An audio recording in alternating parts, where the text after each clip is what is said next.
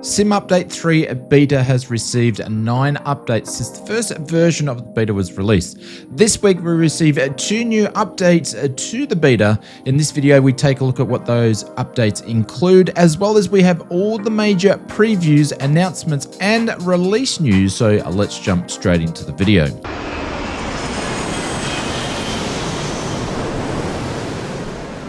Before we jump into the video, I want to say a big thank you to Tobii Eye Tracker for sponsoring this video.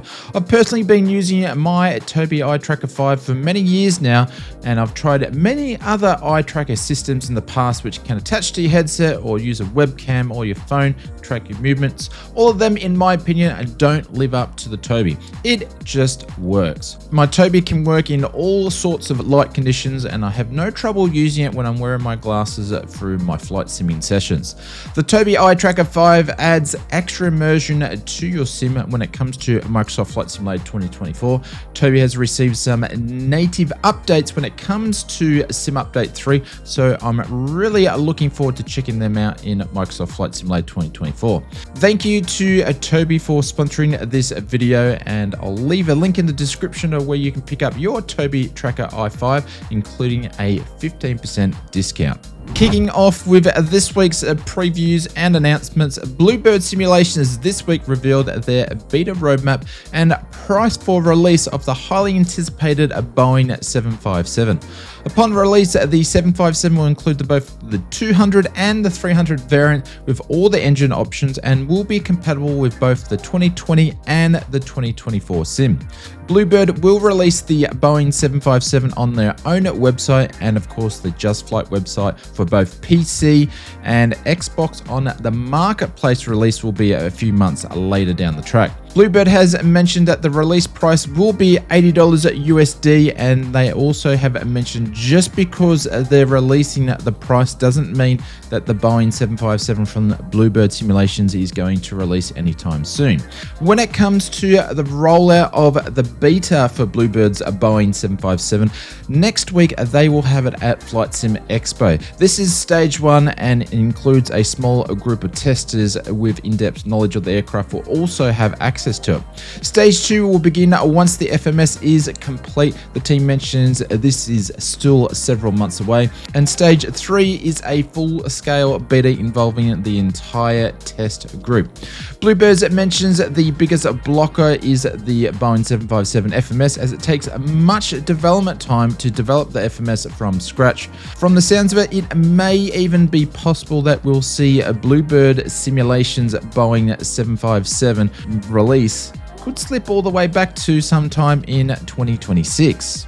SimWorks Studios is set to release its next aircraft for Microsoft Flight Simulator. This time the team will be releasing an Australian-built aircraft, which is the GA8 Airvan. The GA8 has been in development for some time now, and the team has stopped and started at least 3 times.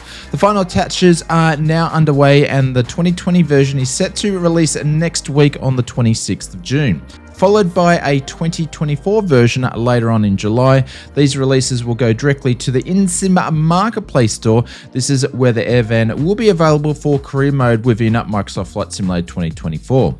The Airvan is set to include new features that we haven't seen so far when it comes to SimWorks Studios fleet before, including failures and persistence, visual degradation, and multiple different configurations. The aircraft is used all around the world as a cargo transporter, medevac, skydiving, and passenger flights, so it should fit right in to the ecosystem when it comes to Microsoft Flight Simulator 2024 career mode. This week, Azul Poly released a teaser trailer of its next planned release at this year's Paris Air Show. The Düsseldorf Rafale uses an official license from Düsseldorf Aviation, which is promised to lend itself to deliver an accurate representation of the Rafale. The trailer primarily focused on the exterior model aircraft, featuring cinematic shots, so it doesn't really reveal too much about the features that will be included with the release. At this point, there is no details that have been shared upon cockpit and system avionics. We just got to see some nice cinematic views. Previously announced by Azul Poly that the C version of the jet fighter will be released, and the B and the M variants may appear later. I guess that all depends on how the initial launch goes of the C variant. Got Friends have been showcasing its latest up-and-coming release, which is the AS33ME. This is a modern electric self-launching glider. Got Friends has mentioned that this is their most ambitious project so far. The unique electric motor system is fully simulated, which includes extension and retraction, braking, energy use, and startup and shutdown. The AS33ME has been developed with the LX-Nav avionics suite, built with collaboration with Ian Lewis. Got Friends has also worked closely with Stefan Langer, which is a two-time World Gliding Championship during the developing process. The AS33ME is expected to release in July, and this week the team released a teaser trailer of the glider, and Aviation Lads was the team that actually made the trailer, and to be honest, this is one of the best that I've seen the Aviation Lads do. So I'll leave a link in the description so you can go and check out the trailer of the AS33ME, which will be out in July from Got Friends.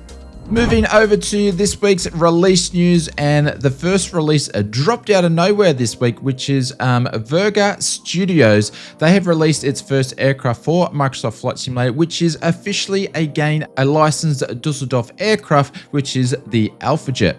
Like Zoopoly, this is another official licensed aircraft from the Rafale fleet, and the AlphaJet is a two-seater advanced trainer, a light attack fighter.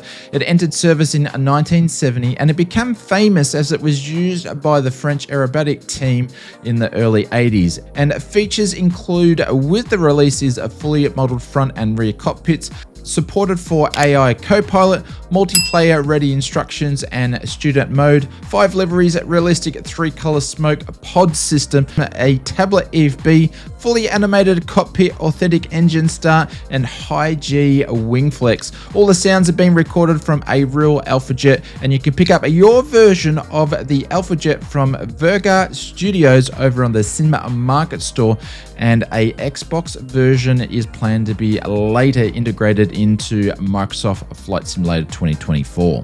Black Square have finally released the Starship. This very anticipated release is a unique aircraft, and it is the latest passion project from Nick over at Black Square. Compatible with both Microsoft Flight Simulator 2020 and 2024, this project has been in development for the past 3 years in a close cooperation with a real-world Starship owner. All Black Square aircraft represent a faithful recreation of each version of aircraft that the team conduct, and the Starship has taken its place when it comes to moving the Black Square releases to the next level. The Starship includes over 230 failure modes, covering from everything from turbine engines to electrical faults. Persistence, wear and tear systems with schedule and random failures are also included. Features included with the release is the Collins AMS 850 glass cockpit, the Garmin GNS 430, pressurized and environmental control systems, a tablet interface that basically controls and you can see everything, advanced electrical systems, turboprop dynamics. Sound set is being done by the awesome team over at Boris Audio Soundworks. Special effects are also included, such as St. Elmo's fire, carbon monoxide leaks, gyroscope precisions, and foreign object damage. You can pick up your copy of the Black Square Starship over at the Just Flight store. I'll leave a link in the description below.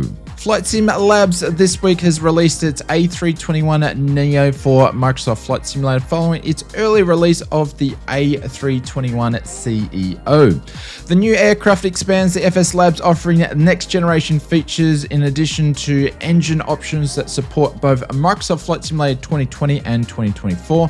The release comes with a 2-phase rollout. The second phase will include Pratt & Whitney engines, which will be a free update at no extra cost to existing Neo purchases.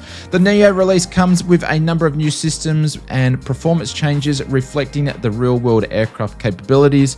Also includes accurate engine modeling, the A321LR support, fully modeled DRAM, new FWC and ELAC systems, includes the ROPS system, updated FADEX systems as well. All the features are here with this new release. Flight Sim Labs Neo is now available in the Flight Sim Labs store, and for customers who have purchased the CEO version will be able to use a discount coupon to get a discount off this purchase, and of course links in the description below. Moving over to this week's Sim Update news, and this week we received 2 new versions of the Sim Update beta. Sim Update 3 is now planned to release around about the 8th of July. The team mentioned that quite a few weeks ago, but they haven't mentioned any other dates, so hopefully we are still on schedule. The first release was version 1.5.8.0. This version included added force flare parameters to the light attribution section, and that was put in the content section. Also included stability and performance, including avoiding freezing during airport rendering. I wonder if that comes to fixing any of the VRAM issues that we're finding in the current Sim Update 2. Also includes general bug fixes, aircraft updates to the FA-18E Hornet, the Cessna 172, and the Diamond DA62. Holy cow, that Diamond have seen some updates over these last couple updates. Aircraft's core systems were looked at, and also the failure and wear and tear had some updates as well.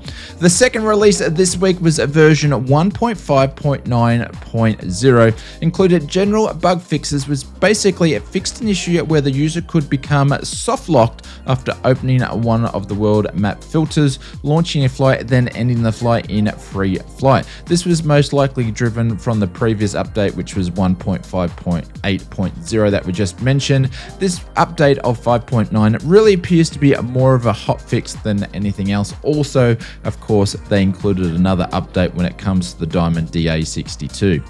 There is no updates when it comes to the development wish list or the bug list, and we haven't seen an update from the Microsoft team since the 4th of June. I wouldn't expect we see any updates from both of these lists until Sim Update 3 has released, and then they will let us know what is going to be included in Sim Update 4. Going back a while ago, the Microsoft team and Jorg, the CEO of Flight Sim, said that Sim Update 1, 2, 3, and 4 are merely going to be to fixing bugs and increasing the performance of the sim, and we probably won't see any content updates until Sim Update 5. So hopefully not too far away in the next couple of months we should have majority of the bugs sorted and a nice performing sim. Well, I don't know, there might be more chance of winning $1 million when it comes to a lotto, so hey, I might buy a ticket. This week on the InSim Marketplace, we've seen 106 new releases when it comes to Microsoft Flight Simulator 2024.